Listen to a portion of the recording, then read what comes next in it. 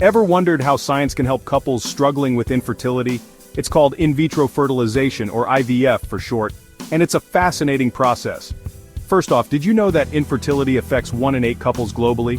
And over 5 million babies have been born via IVF in the last 40 years. Amazing, right? So how does IVF work?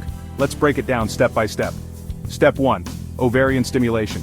The woman takes medication to stimulate egg production. Think of it as giving the ovaries a little extra boost. Step 2. Egg retrieval.